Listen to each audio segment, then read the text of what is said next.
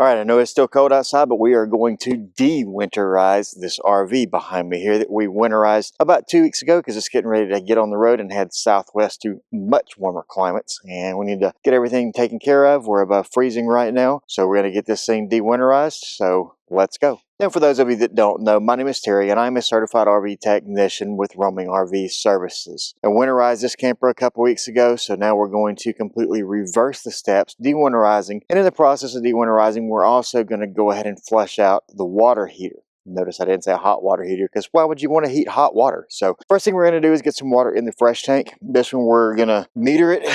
I'm going to use the meter that I have here to tell me just how much is going in, because I want to keep this down to probably about 30 gallons that I'm going in. That allows me to de-winterize, use a little bit, and still have about half a tank of water for when this rig hits the road. So let me go turn the water on. I'll be right back. All right, here we go. We got water flowing in. Make sure everything is still closed off. The fresh tank is closed off when we winterize it. The low point drains are closed off. Everything is off on the inside right now. So this is step number one, is getting water back in the fresh tank. And then we'll go in, we'll energize the system with the water pump. We'll run all the pink out, and then we'll disconnect here and we'll plug into the city water connection. That way we can push the last of the pink out of that line, and we'll run all the faucets again until it runs clear to make sure there's no pink in the line. After that, we'll go ahead and stop. We'll flush out the water heater. After that's flushed out and cleaned out, we'll put the anode rod back in the water heater, shut everything up back there, go in and unbypass the water heater so we can fill the water heater, turn it on,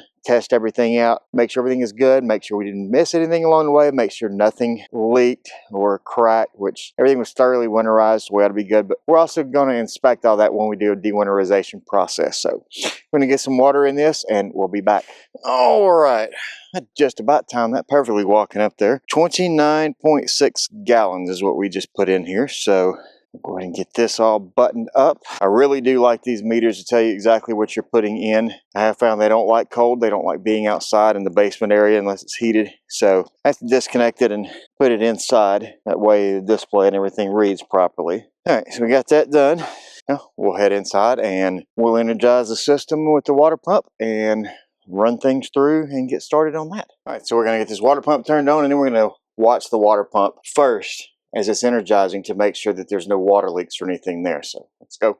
All right, energize and turn itself off really quickly, which means it's come right up through here. I don't see any leaks in there. So the first thing we're going to do here is I'm going to turn on the hot line.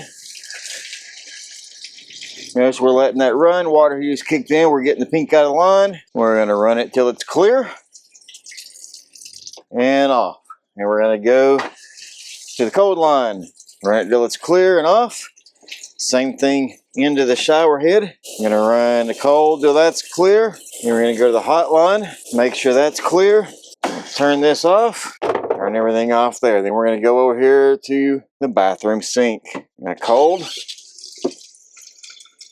And it's clear. Hot. And it's clear. Now every time I've run one of these before I switch from one to the other, I let the water pump stop. That tells me it is pressurizing properly and it's stopping the way it needs to be stopping. That's just an additional step in this de-winterization process that tells me that nothing's leaking. The water pump's doing what it's supposed to be doing. So let's go out here and run the kitchen side. Last one we're running right here is the cold. So we're running clear now. We're going to go to the hot side.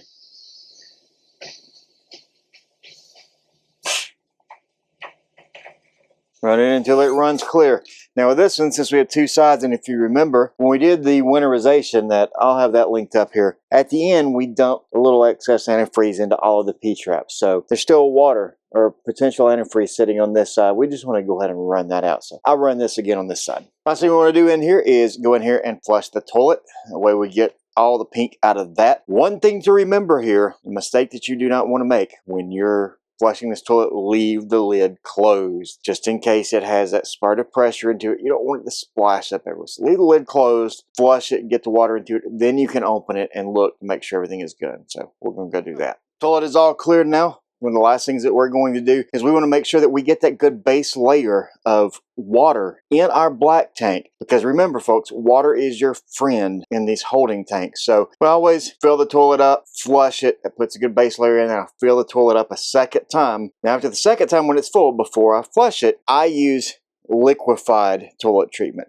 I have tried all different brands, and I found that the liquefied brand is by far the best product on the market. This is what I personally use in my own RV. It's the only thing that I will use after going through everything. So I will follow directions here, fill this up, pour it into that last full bowl of water, and then flush it. That way that tank is treated. You'll have to go based on your size of your tank, so you do need to know what size your holding tank is. Liquefied also has treatments for cleaning and for gray tanks. So definitely something that, again, I would recommend trying this. So let's go out and take care of sanitizing the water heater. Back here at the water heater now, we're going to go ahead and open this up. Keep in mind it is still bypassed on the inside.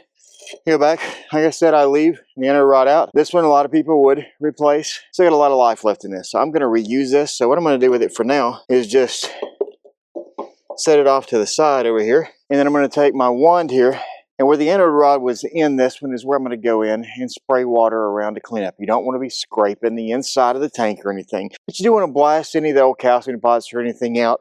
You can go even more advanced on this and go in, we'll put vinegar in it, let vinegar and water solution sit in it and kind of eat off and decalcify. We're not doing it on this one. If you have a Dometic Atwood, or an Atwood Dometic, as they call them, water heater, you're not going to have an anode rod, you're going to have a plug. So you just take that plug out and you do this with that. So we'll start off here. Pop the pressure relief valve there, so this will come out easier. This one has been done fairly recently, so there's probably not going to be a ton of stuff in there, but there will be a little bit of calcium deposits and breakdown from the anode rod. And we'll just run this until it comes out. The water's coming out good and clear, and you're not seeing any calcium deposits or anything like that built up, which again, this one won't take long because I know this one was done within the last few months. But since we're dewinterizing, tank's already empty, good time to just go ahead and do it anyway. That way you don't have to worry about a hot tank or dumping your tank or anything like that. It's already done. So just start the season off right. See this one, we got a little bit of, went on the ground there, but a little bit of calcium deposit coming out right there. And you'll find a lot of that right around the lip, like that one came out right there. Right around the lip here. Again, you don't want to scrape, but just spray in there. The water flopping around will bring some of it out, like that. And that's going to be about it for that one. It's coming out pretty well clean. So if I can not fall here, we're going to take this anode rod. I'm going to go back here to the truck and I'm going to get everything prepped. I'm going to get this old thread seal tape off of here, put new on, get it prepped to go back in. We'll be right back with you. All right, here we go back. Got thread tape on here, so we're going to get this in. When you put this in, you want to make sure that you're not cross-threading it. So it will try to hang a little bit. So make sure that it's going in properly.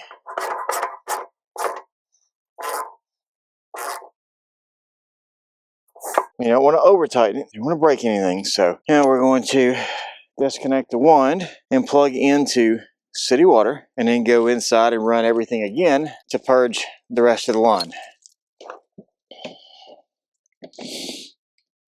All right, so that's there. I'm going to turn the water back on. All right, so we got the water on.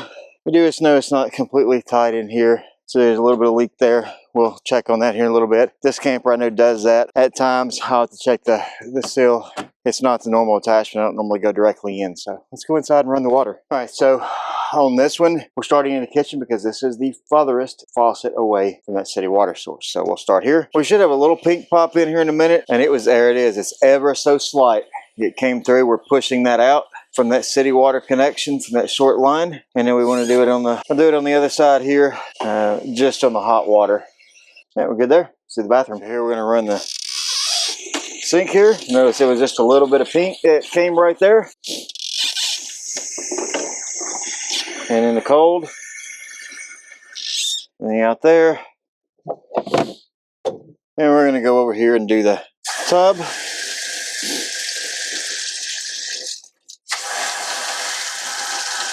And then the shower head, a little pink there. All right, we'll go ahead and hang that back up. Now we're gonna do the toilet.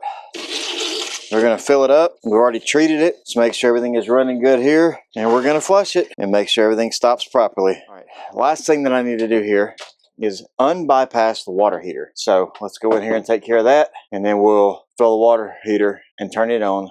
Make sure we're getting hot water. And with this one, to unbypass, let me see if I can get you a little more light in here. You'll notice this one has the two valves on this one here that are going up and down and not in the way of the water heater. That means the water is not going through. So what we're going to do, I'm going to take these and we are going to turn them back. And immediately, because we have the water on that side, we can hear the water going into the water heater. All right, so what we're doing now is taking this off because it's extremely hot in here. We're listening. I can hear the water heater filling up outside. So 6-gallon water heater on this one. So give it time, let that fill up, and then we are going to fire it up, let it run through its cycle, come back once it turns off and heats up, make sure that we have hot water. And then we'll disconnect the city water, go back to the water pump, run everything through with the hot water lines again. Make sure we've got hot water coming through that way as well. And then we'll button everything up. That's all there is to it on dewinterizing. You basically just go in reverse of the way you winterize. The main thing that I like to do is run these faucets multiple times on water pump and city water, hot and cold, including having the water heater doing its job and producing hot water through all of the lines. That gives me plenty of time to ensure that nothing is going to leak anywhere in this rig or in the system before I say, okay, customer, you are good to go. Go camping, go enjoy the wild and free. So we'll be back once we get everything situated there. All right, so the water heater's doing its thing. So let's run the bathroom sink here first. And we have good cold water and the water pump shut off. So we're gonna go over here, check the tub. Make sure we got hot. We got hot there, and the water pump's off. Lastly, we're going to check right here at the kitchen sink.